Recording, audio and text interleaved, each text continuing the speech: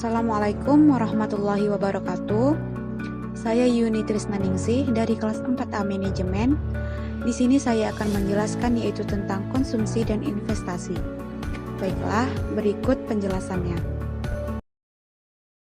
Baiklah, di sini saya akan menjelaskan yaitu tentang konsumsi dan investasi.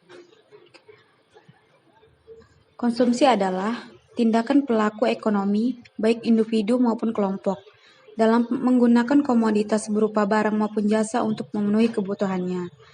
Mengapa kita harus mempelajari konsumsi? Membahas konsumsi dapat penting untuk analisis ekonomi jangka panjang maupun jangka pendek suatu negara.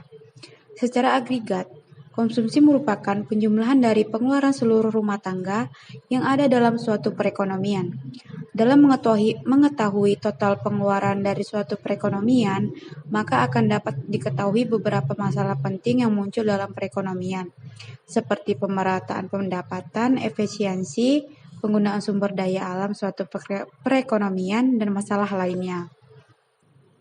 Secara umum, pengeluaran konsumsi terbagi menjadi konsumsi pemerintah dan konsumsi rumah tangga.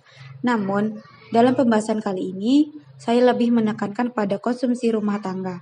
Alasannya yaitu sebagai konsumsi rumah tangga memiliki porsi yang lebih besar dalam pengeluaran agregat jika dibandingkan dengan konsumsi pemerintah. Yang kedua, konsumsi rumah tangga bersifat endogen. Dalam arti, besarnya konsumsi rumah tangga berkaitan erat dengan faktor-faktor lain yang mempengaruhinya. Keterkaitan ini akan menghasilkan teori dan model ekonomi sendiri untuk konsumsi. Yang ketiga, perkembangan masyarakat yang begitu cepat menyebabkan perilaku konsumsi juga berubah cepat sehingga pembahasan tentang konsumsi rumah tangga akan tetap relevan. Berikut ini perbandingan konsumsi rumah tangga dengan pemerintah. Grafik di atas ini memperlihatkan bahwa konsumsi rumah tangga jauh mendominasikan jika dibandingkan dengan konsumsi pemerintah.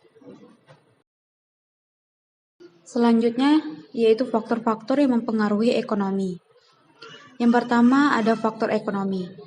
Faktor ekonomi dapat mempengaruhi tingkat konsumsi, antara lain pendapatan rumah tangga, kekayaan rumah tangga, tingkat bunga, dan perkiraan akan masa depan. Yang kedua yaitu faktor demografi. Jumlah dan komposisi penduduk juga akan berpengaruh pada besarnya tingkat konsumsi. Jumlah penduduk yang semakin banyak akan memperbesar pengeluaran konsumsi secara menyeluruh meskipun pengeluaran rata-rata per orang atau per keluarga relatif rendah. Yang ketiga yaitu faktor non-ekonomi.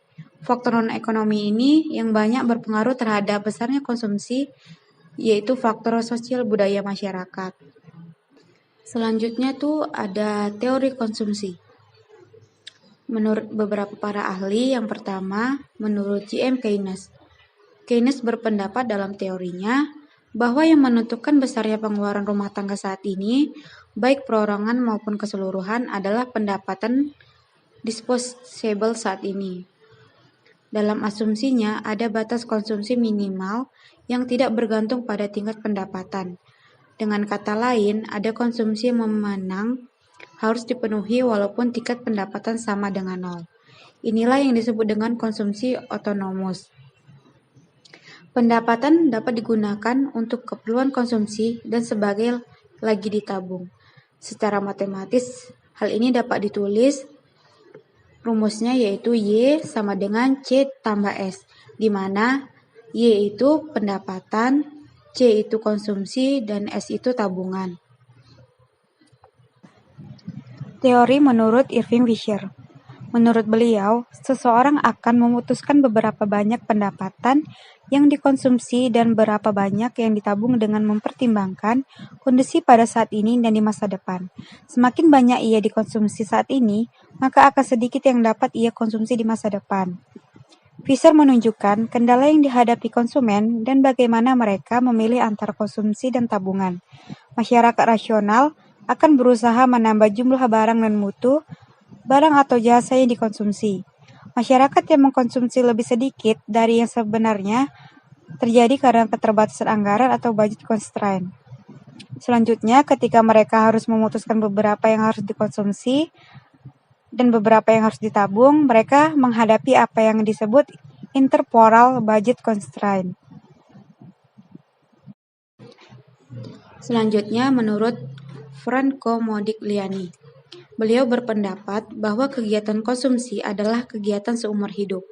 Oleh karena itu, ia membuat hipotesis tentang berapa banyak jumlah yang dikonsumsi seseorang, tergantung pada tingkat pendapatan yang berubah secara teratur sepanjang kehidupan seseorang, dan tabungan juga mengikuti perubahan pendapatan tersebut. Hal ini disebut dengan life cycle hypothesis. Model siklus ini membagi perjalanan hidup manusia menjadi 3 periode. Yang pertama, periode belum produktif. Periode ini berlangsung sejak manusia lahir, bersekolah, dan bekerja pada pertama kali. Biasanya berkisar antara 0 sampai 20 tahun. Yang kedua, periode produktif.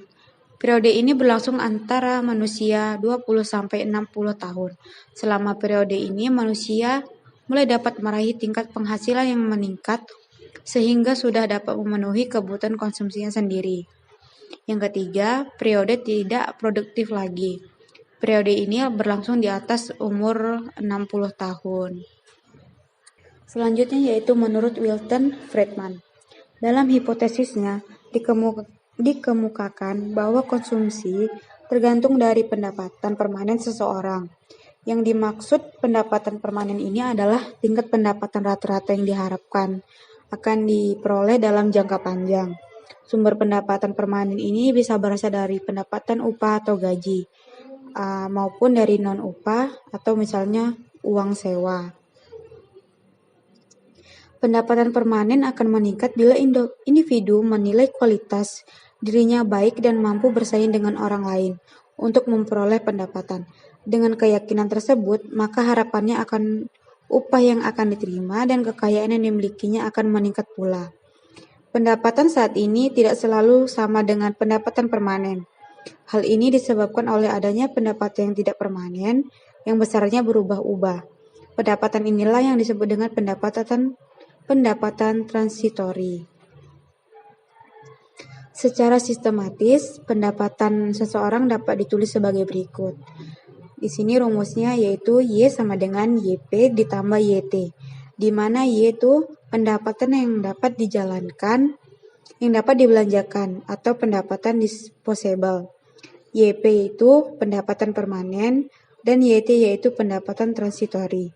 Sementara itu, fungsi konsumsi menurut Friedman adalah sebagai berikut, yang dirumuskan C sama dengan AYP, di mana C itu konsumsi dan A itu konstanta.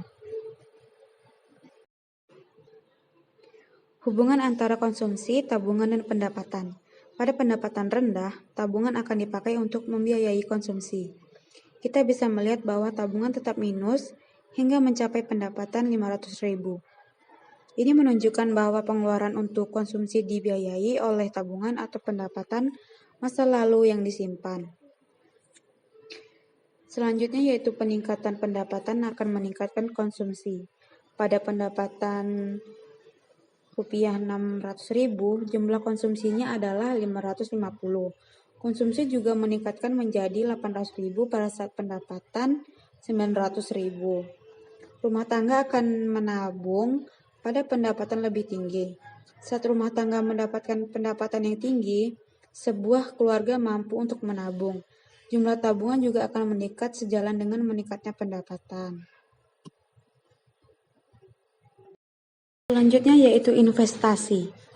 Investasi merupakan pengeluaran atau pembelanjaan para penanam modal atau perusahaan untuk membeli barang, modal, dan perlengkapan produksi untuk menambah kemampuan produksi barang-barang dan jasa yang tersedia dalam perekonomian.